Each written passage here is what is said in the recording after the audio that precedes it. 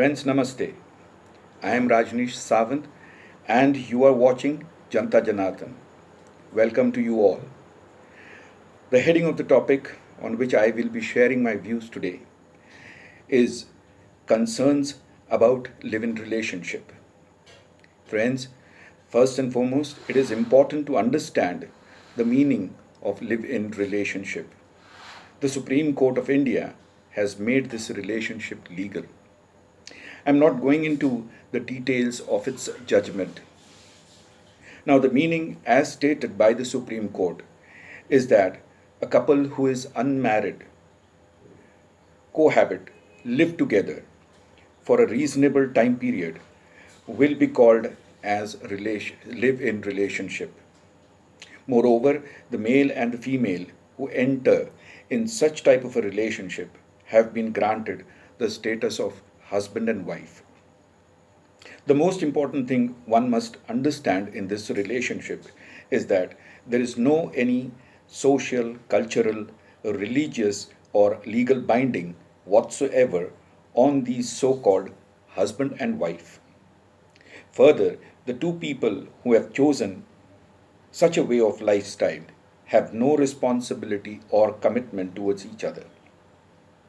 Friends, when I sit back and think about all these factors which go into defining the live in relationship, I very categorically ask myself then, how could this be termed as a relationship? For me, relationship as a term has a very deep meaning. According to me, live in relationship should be termed as lifestyle and nothing more.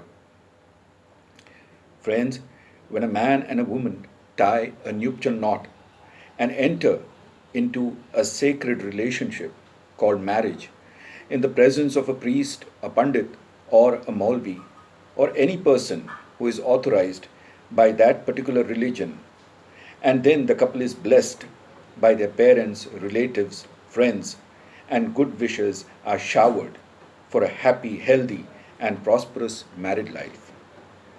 Based on the religious beliefs and marriage customs, the couple is pronounced as husband and wife. Further, to give their relationship formal legal approval, the couple has to, with witnesses, go to the registrar's office and get their marriage registered. Friends, with this status come a lot of responsibilities, commitments, and ethics. This is just the beginning. From here on starts the real test of marriage. Couples thus married experience various hardships, lots of ups and downs. Their responsibilities and commitments towards each other are put to test on a regular basis.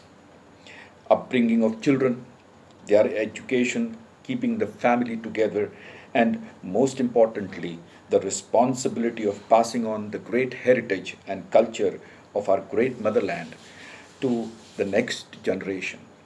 This is what I would call as relationship.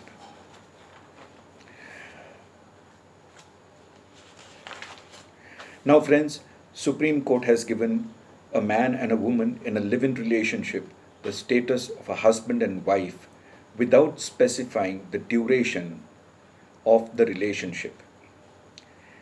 Supreme Court says that the duration of the relation in such a case should be reasonable. Then, if the relation between the couple in such a case is for a period, say 6 months, or a year, or say 2 years, then what is the time period that will justify the status of husband and wife in such a type of relationship as per Supreme Court? Because it itself is very vague about this aspect. I am not at all against our Supreme Court and its judgment in this case. We all respect it and totally believe that those occupying the judiciary chairs are of high intellect. We all know that the judiciary functions under specific legal guidelines. And so the Supreme Court, in its judgment on the live in relationship, has given the reference of Article 21 of the Constitution of India, that is, protection of life, and personal liberty. Personal liberty. Supreme Court further states that any couple living in a live-in relationship cannot be considered as a sin. Then a simple question comes to my mind, that if a couple is in such a relationship for say 6 months, 1 year, or say 2 years, the Supreme Court has already given them status of husband and wife. Further, if the couple walks out on each other and again get in a relationship of this sort with somebody else for say 6 months, 1 year, or 2 years, then the Supreme Court will again grant them the status of husband and wife, that too without any legal formality. Then this can go on as there is no legal binding. Isn't it ridiculous, as there seems to be no sanctity in such a relationship whatsoever? In other words, this is just a walk in and walk out way of lifestyle. Then, friends, those married are fully committed, responsible, who follow marriage ethics, live together, face all the hardships, ups and downs of married life, are all stupid and foolish people, isn't it? Friends, now I am coming to the most important aspect of this so called live in relationship. The Supreme Court has given the female partner in the live in relationship protection under Domestic Violence Act 2005. In doing so, the Supreme Court has safeguarded the interests of females in live in relationship, but has failed to lay down any legal provisions to safeguard the interest of the male partner. This judgment is based on a biased presumption that only males cheat, exploit, and harm. We all we are all very much aware of the fact that how this Domestic Violence Act 2005 has been grossly misused for the last 15 years. Lakhs of families all over the country have been made targets and their lives miserable. We all know that there exists a very strong nexus between lawyers, policemen, and the judiciary who have been harassing innocent people in such cases. Women are made to demand lakhs of rupees in such cases to harass the husband and his family members. In fact, Supreme Court has used an appropriate term to describe such cases as legal terrorism. In lower courts, such cases are hardly heard on merits because in more than 90% of the cases there is absolutely no merit. Such cases I am talking about. Let me sum up this point by saying that the judiciary, while giving the couple in a living relationship status of husband and wife, has referred to Article 21 of the Constitution of India, that is, protection of life and personal liberty. But it has ignored Article 14 of the Constitution of India, that is, right to equality. I am sure that you have understood what I want to say.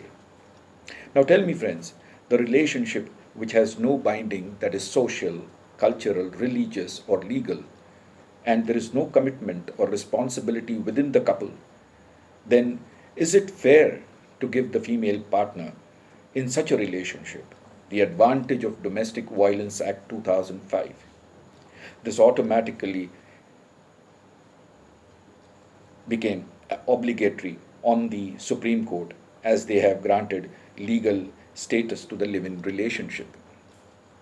Friends, in the ongoing Sushant Singh Rajput's case, where he was in a live in relationship, see the various alleged conspiracies that came up in media: the money factor, the mental state factor, the medication factor, conspiracy to sabotage his career. His partner was in simultaneous relationships.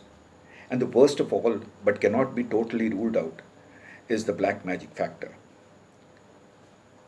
I mean, what can you say? I would like to conclude now.